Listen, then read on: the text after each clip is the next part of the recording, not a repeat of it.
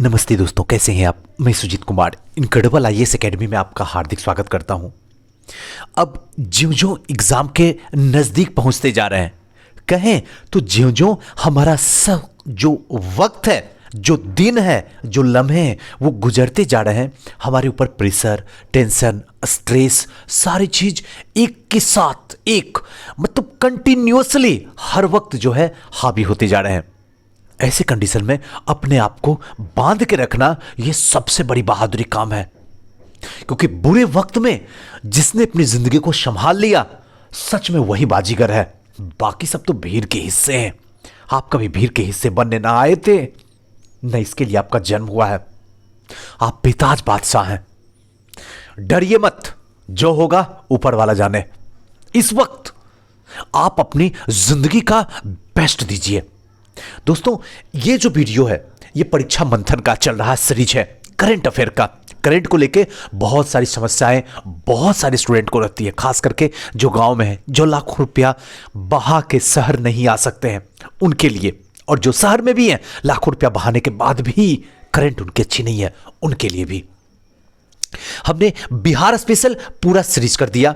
Bihar GK complete करके आपको दे दिया, बिहार बजट आपको कंप्लीट करके दे दिया, इधर से राष्ट्रीय समाचार जो भी न्यूज था, नेशनल न्यूज सारे के सारे दे दिया, इंटरनेशनल न्यूज जो सबसे इंपॉर्टेंट था वो भी मैंने आपको दे दिया हूं। सारा हमारे चैनल इनक्रेडिबल आईएएस एकेडमी के प्लेलिस्ट में आप जाइए, प्लेलिस्ट में सारा रखा हुआ है। जाइए, एक बार जाइए तो सही, वहां देखिए क्या आपके काम के लायक है, उठाइए पी जाइए, क्योंकि उससे बाहर कुछ भी नहीं है इस दुनिया में, और बीपीएससी में भी कुछ नहीं है। अगर उसको समेट लिए तो फिर बीपीएससी कंप्लीट है। और आज जो सीरीज हम लोग का चलेगा, एक नए सीरीज के साथ, अर्थव्यवस्था। हमारी मजबूरी शायद आप समझ ही रहे होंगे, कैसे वक्त निकलता, कहने की जरूरत नहीं है, लेकिन सॉरी, लेकिन हमारी प्रॉमिस होती है कि हम आपको समय पे सब कुछ देते रहें। लेकिन क्या करें, इसी बीच में बहुत सारे काम आ जाते हैं। लेकिन खैर, चलिए अर्थव्यवस्था देखेंगे। इससे पहले दोस्तों, अगर आप किसी संस्था में एडमिशन लेना चाहते हैं तो आज के डेट में सबसे बेस्ट और बेटर ऑप्शन है sure success civil services classes. अभी एक कोर्स लॉन्च किया हूं, क्विक रिवीजन कोर्स। मैं जरूर आपसे आग्रह करूंगा, ऑनलाइन और ऑफलाइन दोनों मोड में ये चल रहा है। क्विक रिवीजन कोर्स सिर्फ 100 आवर का है, और इसके अंदर जो है आपका हिस्ट्री तीनों पार्ट्स, आधुनिक, मध्य, प्राचीन, उसके बाद करेंट, उसके बाद बिहार करेंट, उसके बाद जो है बिहार स्पेशल, उसके बाद जो है आपका साइंस वाला पोर्शन, फिजिक्स, केमिस्ट्री और बायो। इन टोटल को देख के टारगेट 110 प्लस का रख के लेके चल रहा हूं। मैं आपसे हार्टली गुजारिश करूंगा कि सिर्फ 2500 रुपए जो है इसकी फी जो है ऑफलाइन है, और ऑनलाइन जो है सिर्फ 2000 रुपए है। और इसी 2000 में ऑनलाइन वाले 110 नंबर ला सकते हैं, ऑफलाइन वाले जो है 2500 में 110 नंबर ला सकते हैं। एक बार जरूर ज्वाइन कर लीजिए, ताकि कंप्लीट होने के हद तक चांस बढ़ जाएंगे। कितना किराया लगता है, कितनी मुसीबत उठाते हैं, कितना स्ट्रेस होता है।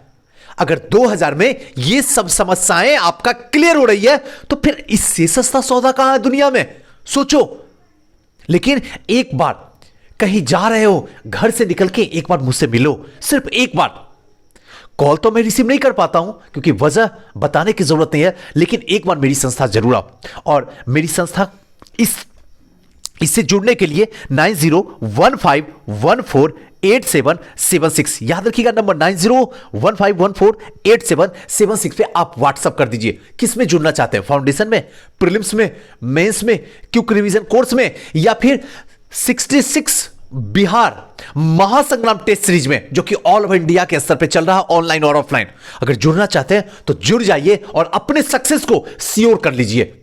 तो एक बार आपको मेरी संस्था आना ही पड़ेगा, एक बार मिलिए। और अगर मेरी संस्था में किसी और इंफॉर्मेशन की जरूरत हो तो मेरा संस्था का नंबर है 9334710148, स्थान दिनकर गोलंबर राजेंद्र नगर रोड नंबर 2। तो चलिए दोस्तों, आज के सेशन को शुरुआत करते हैं। अर्थव्यवस्था, अर्थव्यवस्था में ये सारे न्यूज है, लेकिन इन सारे न्यूज में हमें नहीं पढ़ना, क्योंकि हम पूरे एक साल का न्यूज पढ़ रहे हैं, और एक महीने में सिर्फ उसी न्यूज को देखना है जहां से आयोग क्वेश्चन पूछेगा। आइए, सबसे पहला न्यूज जो है आपके सामने है। अब इसमें इंपॉर्टेंट क्या है पहले समझिए कि आखिर करंट को कैसे पढ़ें। हर बार बता रहा हूं, बार बार बता रहा हूं, बस इसलिए बता रहा हूं क्योंकि नए नए बच्चे इसमें जुड़ते जाते हैं इनक्रेडिबल परिवार में। मई 2020 में केंद्र सरकार ने आर्थिक पैकेज की चौथी किस्त का ऐलान कर दिया है। इससे पहले प्रधानमंत्री नरेंद्र मोदी ने 20 लाख करोड़ रुपए के पैकेज का ऐलान कर दिया था। इसके बाद भारत के वित्त मंत्री ने कोल, मिनरल खनिज, बिजली क्षेत्र, रक्षा क्षेत्र, civil aviation, social infrastructure project, space और एटॉमिक एनर्जी के क्षेत्र में बड़े सुधार का ऐलान किए। शीघ्र ही कोल सेक्टर में कमर्शियल माइनिंग का ऐलान किया गया है। ध्यान रखिएगा, एकदम इंपॉर्टेंट है। कोल को गैस में कन्वर्ट करने के लिए इंसेंटिव दिया गया था कि कोल को जो है गैस में आप कन्वर्ट कर दीजिए। रेवेन्यू शेयरिंग बेसिक से इस सेक्टर का रिफॉर्म होगा। इससे देश में कोयला उत्पादन बढ़ाने में मदद मिलेगी। कोल इंफ्रास्ट्रक्चर के लिए 50,000 करोड़ रुपए आवंटित किए जाएंगे। अब इस रकम में इस क्षेत्र का ढांचागत जो है सुविधाओं में मजबूती बनाया जाएगा। इसके अतिरिक्त अब देखिए, अब यहां से प्रीलिम्स का क्वेश्चन आ रहा। अब देखिए इस तरीके से पढ़ लिए ना, अब जिंदगी में गलती नहीं होगा। कैसे, आइए बताते हैं। अब इसके अतिरिक्त डिफेंस सेक्टर में एफडीआई सीमा 49% से बढ़ाकर 74% पूछ देगा।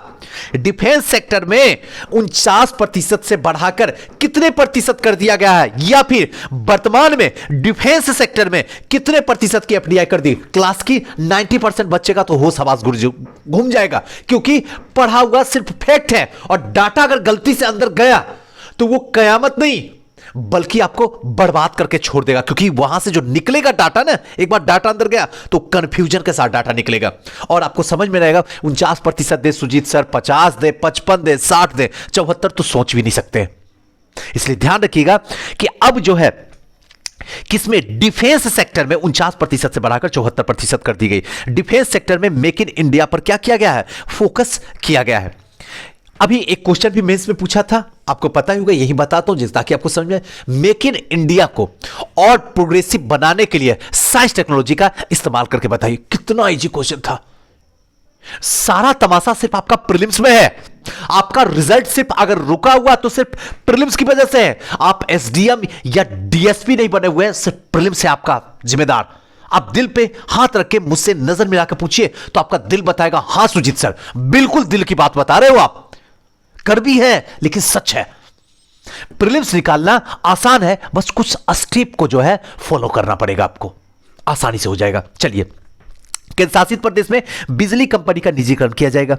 सरकार 6 एयरपोर्ट्स की और नीलामी करेगी। इसके अनुभव को देखते हुए जो है एयरपोर्ट अथॉरिटी ऑफ इंडिया यह काम 6 और एयरपोर्ट के लिए करेगी, 6 और। लेकिन हमें जो है इस न्यूज में सिर्फ इतना ध्यान रखना है कि एफडीआई जो थी वो 49% पहले थी, अब जो है 74 कर दिया गया। याद रखने के लिए तो पहले 50 से 49, अब 50 से 75 कर दिया गया, 75 से 74। याद रह जाएगा, कभी नहीं भूल पाइएगा।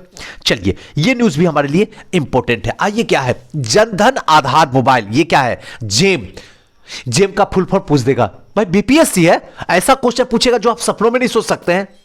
हार्ड तो पूछेगा ही नहीं। क्यों नहीं पूछेगा, क्योंकि हार्ड पूछेगा तो कंफर्म है सब कुछ सचेत होकर बनाएगा और ज्यादा अच्छा रिजल्ट आ जाएगा। इजी पूछ दो, दिमाग ही नहीं लगाएगा। तो जेम का मतलब हुआ जनधन, ए मतलब आधार, एम मतलब मोबाइल। जेम ट्रिनिटी का मूल स्रोत जो है वर्ष 2015-14 में आर्थिक सर्वेक्षण में इसके अध्याय 3 के शीर्षक जो है wiping every tears from every eye the JAM number trinity solution में जेम विस्तृत वर्णन है। किसका, तो जेम का विस्तृत वर्णन है। जेम का तात्पर्य है जनधन खाते। ध्यान रखिएगा, जेम का जो तात्पर्य है जनधन खाते जो किसी सार्वजनिक बैंक या पोस्ट ऑफिस में खुले हो और आधार एवं मोबाइल नंबर से जोड़कर लोगों तक क्या पहुंचाना है, सरकारी योजनाओं का लाभ सीधे उनके साथ पहुंचना चाहिए, ताकि बीच में किसी भी प्रकार का रिसाव ना हो, किसी भी प्रकार का क्या हो, भ्रष्टाचार ना हो। जेम का सीधा सा मतलब है आपका जो खाता खुला है उसको सीधे आधार से जोड़ दिया जाए, ताकि किसी भी तरीके से सरकार की कोई भी योजना का लाभ सीधे आपके अकाउंट में चला जाए। देश का पहला आईजीएक्स, आइए जानते हैं देश का पहला आईजीएक्स क्या है। भारत के पहले प्राकृतिक गैस एक्सचेंज में परिचालन 15 जून 2020 से शुरू कर दिया गया। इसकी परिकल्पना राष्ट्रीय जनतांत्रिक गठबंधन यानी कि राजग सरकार के पहले कार्यकाल में की गई है। राजग सरकार के, जो अब हकीकत बन गया है। इंडियन गैस एक्सचेंज की स्थापना इंडियन एनर्जी एक्सचेंज ने की थी। अब ध्यान रखिएगा, पहले जो था इंडियन गैस एक्सचेंज की स्थापना इंडियन एनर्जी एक्सचेंज ने की थी। और आईजीएक्स उत्पादन की खरीद और डिलीवरी के साथ जो है खरीद की क्या होगी, सुविधा होगी। सामान्य लेन देन के लिए आईजीएक्स 5 रुपए प्रति यूनिट मामूली शुल्क लगेगा, जबकि डिलीवरी वाले लेन देन के लिए क्या लगेंगे, 7 रुपए, 2 रुपए एक्स्ट्रा डिलीवरी के लिए लगेंगे। और डिलीवरी वाले लेन देन के लिए यह जरूरी होगा कि ऑपरेटर के पास जो है ऑपरेटर के पास जो है पाइपलाइन की क्या हो, सुविधा हो। तो इस चीज को ध्यान रखिएगा, है ना, क्लियर। आईजीएक्स क्लियर है ना, ध्यान रखना है।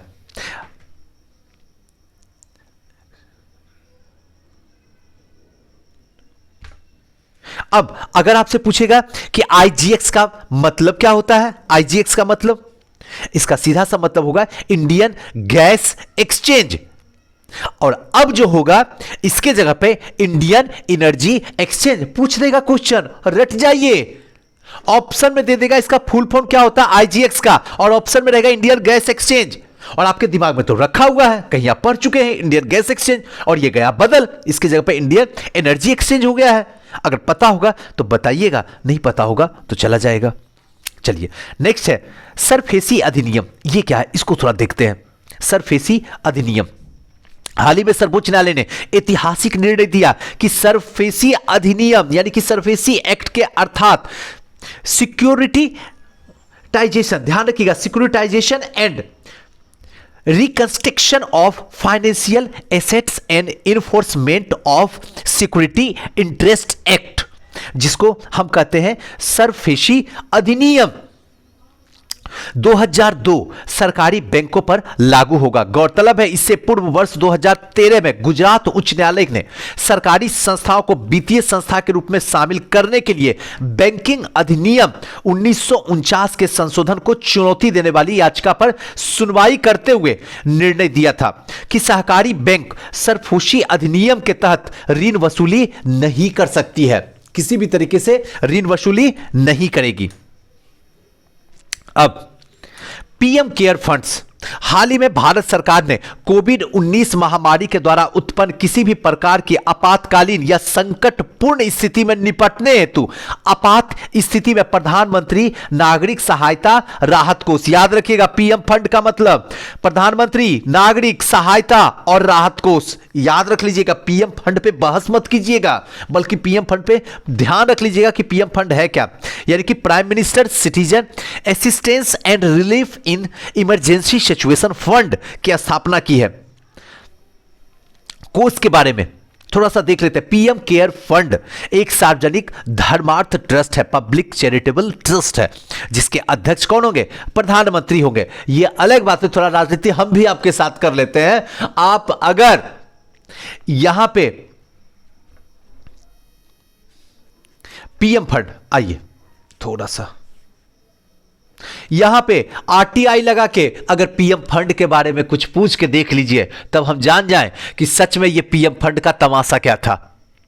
बोलना जरूरी मैं नहीं समझता हूं ये टीचर होने के नाते, लेकिन जानना जरूरी जरूर आपको समझने की कोशिश करनी चाहिए कि इस पूरे कोरोना काल में पीएम फंड ने क्या तमाशा किया। कोई आरटीआई लगा के पूछ दे कि आखिर ये पीएम फंड था क्या, ये पीएम फंड का पैसा गया कहां, क्योंकि ये सारे के सारे देश का पैसा था। कहां है ये पैसा, कहां लगाया गया है ये पैसा, कोई साक्ष्य नहीं है, किसी की औकात नहीं है कि कोई बता के दिखा दे। बोलने से क्या होता, आरटीआई लगाओ, दिखाओ क्या हुआ पैसा, कोई नहीं मतलब है। खैर छोड़िए, ये सब होता ही रहता है। चलिए आते हैं, इसलिए ये पीएम फंड बस आपको याद रखना, राजनीति नहीं। चलिए, रक्षा मंत्री, गृह मंत्री, वित्त मंत्री शामिल है इस सबके अंदर। रक्षा मंत्री, गृह मंत्री, वित्त मंत्री और सबसे बड़ा जो मंत्री है जो हमेशा भाइयों, वो भी इसमें शामिल है। लेकिन इन सबसे कोई अगर कुछ पूछ के देख ले जो सही बताए, इसके सिवा पूरी दुनिया अंधकार में, पूरी दुनिया। खैर चलिए, अब आपको लगेगा सर आप नफरत करते हो। अरे नफरत किस बात की है, जो आएगा सब तो यही तमाशा कर रहा। नफरत किस बात की है? जो जिस वक्त है उसकी अच्छाई और जो जिस वक्त है उसकी बुराई तो सुनना भी पड़ेगा। लोग बोलते ही है। आप सक्सेस कर जाओगे तो ठीक है, आपकी जय जयकार होगी। आप अनसक्सेस कर जाओगे, जो आपको मानते थे वही आपकी बुराई करेंगे। तो ये तो होता ही होता है सबके साथ में। इसलिए कोई फर्क नहीं पड़ता कौन आ रहा है। जो अच्छा करेगा अच्छा लोग बोलेंगे, जो बुरा करेगा बुरा भी लोग बोलेंगे। चलिए, इसलिए आपको कभी ऐसा फील ना हो जाए कि किसी पार्टी उटी से तो सर नहीं जुड़े हुए, ऐसा कुछ भी नहीं है। बस जो अच्छा अपने देश के लिए, हमारे बिहार के लिए या किसी अदर राज्य के लिए कर रहा है, बस वही अच्छा है। बाकी सब तो ऐसे ही बेवकूफ, बेरोजगार, सबसे बड़े निकम्मे, सबसे बड़े अनपढ़ जाहिल गवार नेता, इनकी तो चर्चा ही करना बेकार है। चलिए, कॉर्पोरेट रिस्पॉन्सिबिलिटी के तहत योगदान। कॉर्पोरेट कार्यालय मंत्रालय ने स्पष्ट कर दिया कि पीएम केयर फंड में सीएसआर के तहत कंपनियों का योगदान देना अनिवार्य है। लो, अभी तक तो जनता दे रहे थे, अब जो है कंपनी भी इसमें देगी और अनिवार्य है देना। कंपनी अधिनियम 2013 के तहत सीएसआर के प्रावधान उन कंपनियों पे लागू होता है जिनका कुल मूल्य 500 करोड़ रुपए से अधिक हो या कुल कारोबार टर्नओवर 1000 करोड़ रुपए से अधिक हो या शुद्ध लाभ नेट प्रॉफिट 5 करोड़ से अधिक हो, उनको अनिवार्य है देना। लो, दो। मतलब क्या, आप तो कंफर्म है कि मांग रहे हैं।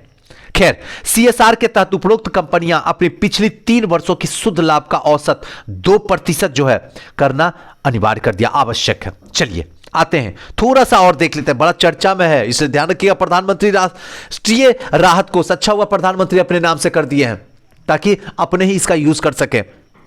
जनवरी 1948 में पाकिस्तान से विस्थापित लोगों की मदद करने हेतु तत्कालीन प्रधानमंत्री पंडित जवाहरलाल नेहरू ने अपील पर जनता के अंशदान से प्रधानमंत्री राष्ट्रीय राहत कोष की स्थापना की गई थी।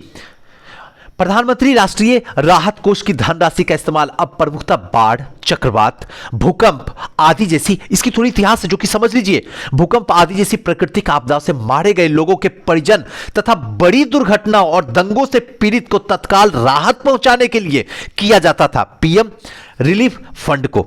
इसके अलावा हृदय शल्य चिकित्सक, गुर्दा प्रत्यारोपण, कैंसर उपचार हेतु इस कोष से सहायता दी जाती है। यह कोष केवल जनता के अंशदान से बना हुआ है। पीएम नेशनल रिलीफ फंड, यह अलग बात है कि प्रधानमंत्री जो है इसका आराम से प्रचार जो है अपने पार्टी का उड़ा रहे हैं, लेकिन जिस समय यह बना था उस समय पंडित जवाहरलाल नेहरू ने यह जनता से अपील किए थे कि आप लोग जो है अंशदान कीजिए उनके लिए, जो लोग पूरी तरीके से क्या है, बिखर चुके हैं, बाढ़ प्रभावित हो, चक्रवात आ गई हो, भूकंप आ गया हो, किसी भी तरीके की प्राकृतिक आपदा हो, दुर्घटना हो, दंगा हो, इन सबको जो है दिया जाएगा और यह पैसा होगा जनता का। इसे कोई भी बजटीय सहायता नहीं मिलती है, इससे कोई भी बजट का सहायता मिलता है और समय निधि को अनुसूचित वाणिज्यिक बैंक तथा अन्य संस्थाओं के विभिन्न रूपों में इसे निवेश किया जाता है। क्लियर है ना? चलिए आइए नेक्स्ट बात है।